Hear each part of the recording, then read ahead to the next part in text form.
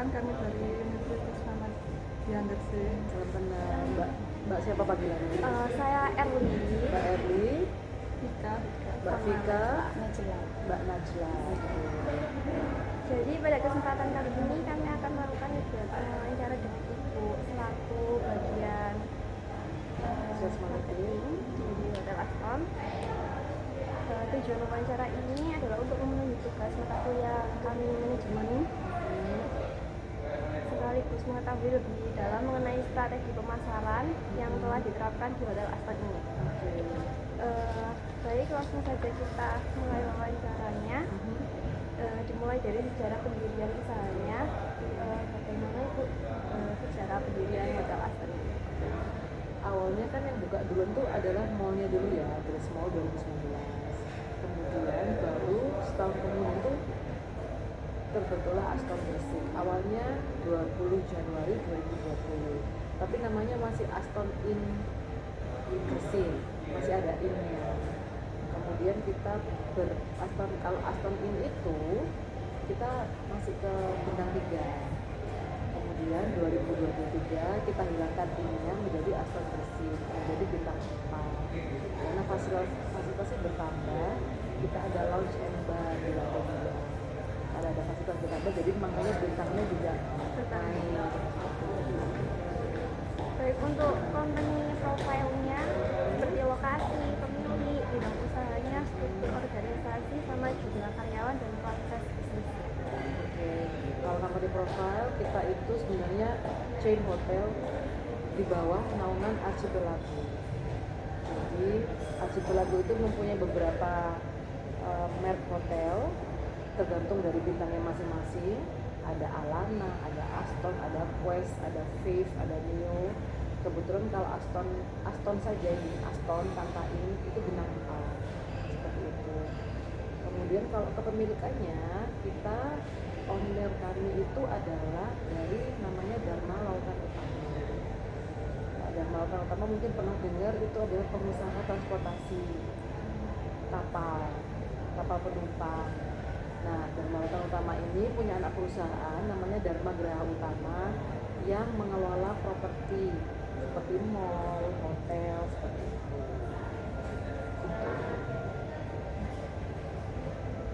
Kalau jumlah karyawannya udah banyak. Kurang lebih sekitar 100-an. Kemudian bagaimana cara mengidentifikasi kebutuhan dan keinginan konsumen? Mengidentifikasi, oke.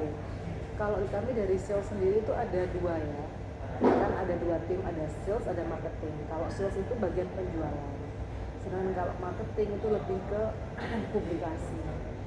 Jadi kalau marketing itu tugasnya adalah melihat tren yang ada di pasaran. Tapi mereka punya lewat apa, media. Entah itu offline kan, entah itu online. Sedangkan kalau sales itu bisa direct langsung menemui tamu atau tamu yang datang ke hotel. Itu yang kita bisa tahu apa sih yang lagi tren, apa sih yang tamu-tamu pingin kan di Hotel Aston ini. Salah satunya ya itu lounge and bar itu yang baru namanya Mangga. Itu salah satunya adalah kami menjawab apa yang menjadi keinginan para tamu yang datang ke Aston.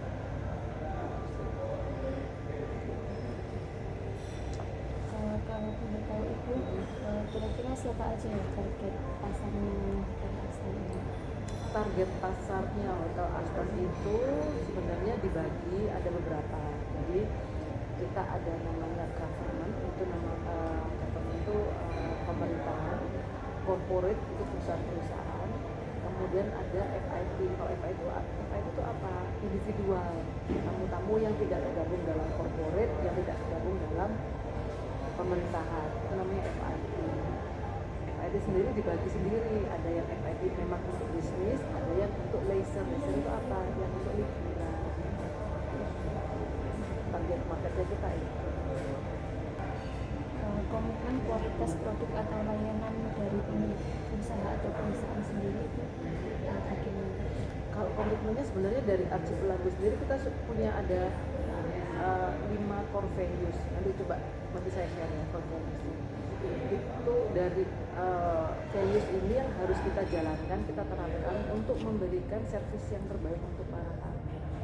Seperti itu. Jadi tamu itu nggak cuma menginap ya kalau di hotel. Ke restoran itu juga kita anggap tamu yang mengadakan meeting itu juga kita anggap tamu juga. Jadi standar 5 standar tadi yang sudah diberikan sama archipelago itu yang harus kita terapkan. Cuman detailnya apa saja nanti saya share aja nanti. Untuk strategi penentuan harga sendiri gimana? Kalau strategi penentuan harga, jadi kalau di hotel sendiri kita itu ada namanya budget. Budget itu jadi tolak ukur kami tim sales untuk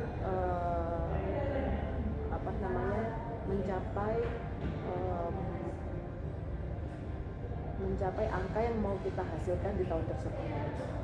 Nah, biasanya itu kita akan buat di akhir tahun dan angka itu sudah kita sepakati yang harus kita wujudkan di tahun depannya. Jadi untuk mewujudkan angka tersebut harga itu sudah ditentukan juga. Jadi untuk tahun 2026 harga itu sudah kita tentukan di tahun 2025 gitu. Jadi dengan harga seumpama dengan harga kamar 500.000, apakah bisa kita mencapai budget dalam satu tahun itu menghasilkan 1 miliar, umpamanya seperti itu, kan pasti sudah ada hitungannya. Jadi memang sudah kami buat di akhir tahun untuk bisa pencapaian target di akhir tahun depannya. Diramar ya? Kenapa? Kayak harganya itu udah diramar. Iya, itu kalau dari istilahnya itu ya di forecast. Kalau untuk strategi promosinya itu gimana Bu? Offline atau online? Nah, kalau strategi itu kita namanya activity plan.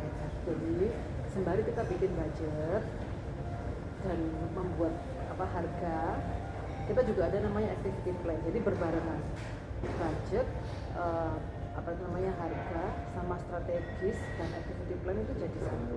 Itu semua akan terjadi di akhir tahun.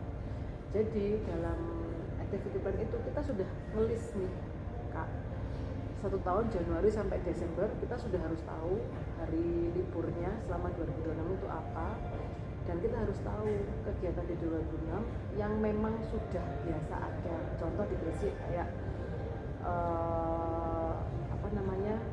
Bandeng itu ya, yang biasa puasaan itu ya. Oh iya, Ya kayak gitu, festival Bandeng. Terus habis itu kalau Januari itu pasti ada turnamen voli. Itu kita sudah tahu lah agenda, terus ada haul di bulan satu minggu setelah Idul Adha. Jadi agenda tahunan itu kita sudah tahu kan, pasti yang bisa berimbas ke perhotelan nih event yang mana nih. Nah itu kita sudah tahu. Jadi pada saat ramai itu kita akan lebih gencar untuk melakukan promosi secara online, atau pada saat sepi kita akan lebih banyak melakukan kegiatan secara offline, kayak gitu sih. Jadi kita sudah memetakan dari, biasanya kalau kayak gitu dari marketing yang melakukannya, karena kan dia perencana promosi. Di Gresik sendiri kan banyak hotel itu. Bagaimana caranya hotel asal itu menghadapi bersaing, strategi untuk menghadapi bersaing? Kalau pertama pasti kita tetap mempertahankan kualitas, karena kepercayaan tamu itu nggak bisa diganti ya. Dan yang kedua adalah tetap update dengan situasi kondisi yang ada, trennya apa itu harus kita ikuti. Kemudian harga, mau tidak mau kita memang harus berkompetisi dengan harga, tapi memang disesuaikan ya, nggak mungkin kan Hotel Aston berkompetisi dengan khas, karena beda ya, tipe hotelnya kan beda. Jadi disesuaikan juga dengan istilahnya, kita bintang 4, berarti standarnya kita itu harga bawahnya bisa sampai berapa nih. Untuk cara menciptakan kepuasan serta hubungan baik kepada pelanggan itu gimana ya? Oke, kalau hubungan baik, kalau untuk sales sendiri adalah, kalau sales itu kan tadi saya bilang ya Kak, kita kadang mengunjungi klien atau klien yang datang ke kami. Nah, Kalau untuk sales itu harus mempunyai hubungan yang baik dengan tamu-tamu, baik itu yang itu yang kita kunjungi maupun yang datang. Karena apa? Ketika tamu itu sudah percaya sama salesnya, dia itu akan terus istilahnya support. Oh sudah di Aston aja, saya sudah kenal sama Mbak Najwa, seperti namanya Najla, ya Allah. Udah ke Aston aja, di sana ada Mbak Najla. Soalnya Mbak Najla itu saya kenal baik. Mbak Najla itu udah lama di Aston, dia sudah tahu cara menghandle saya gimana. Umpamanya kayak gitu, itu salah satu menjaga hubungan baik. Gitu. Untuk cara membangun loyalitas pelanggan sendiri, Membangun loyalitas ya. Kalau untuk marketing biasanya kita bikin acara, ya, bikin event yang memang supaya orang itu selalu ingat tentang Aston. Tapi untuk sales itu tadi, kalau sales itu kan berkunjung. Jadi kita kalau sudah tahu Mbak Najla ini tamu reguler kita, dia sudah dari mulai Aston berdiri sampai sekarang selalu bikin eventnya di Aston. Nah itu yang harus berarti aku kalau ke Mbak Najla paling enggak sebulan sekali deh, supaya selalu ingat Aston, supaya nggak berpaling meskipun ada hotel lain, meskipun ada hotel dari Surabaya, ini di Aston kayak gitu. Lalu bagaimana merespon keluhan pelanggan kalau ada pelanggan yang mengeluh komplain? Ya, kalau keluhan pelanggan hotel itu Kak, kami selalu diajarkan untuk tidak berkata negatif. Maksudnya begini, Mbak, saya boleh nggak Mama nih ya, Mbak, saya ada acara di Bandung, tapi saya mau pasang X-Banner nih di lobby Mbak.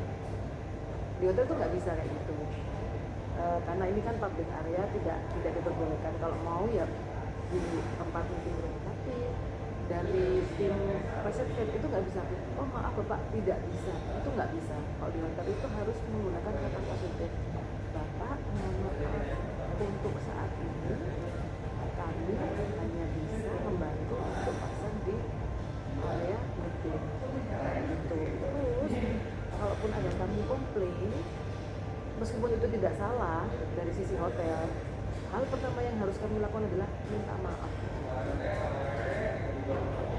Minta maaf, baik, mohon maaf itu akan kami coba follow up atau akan kami coba temukan seperti itu kan. Jadi tidak boleh langsung pasang kata-kata negatif dan tidak boleh kami tidak salah. Jadi langsung kayak gitu nggak bisa kok. Jadi kalau di hotel itu kami harus menggunakan afirmasi positif supaya kami itu merasa oh iya kami diperhatikan gitu.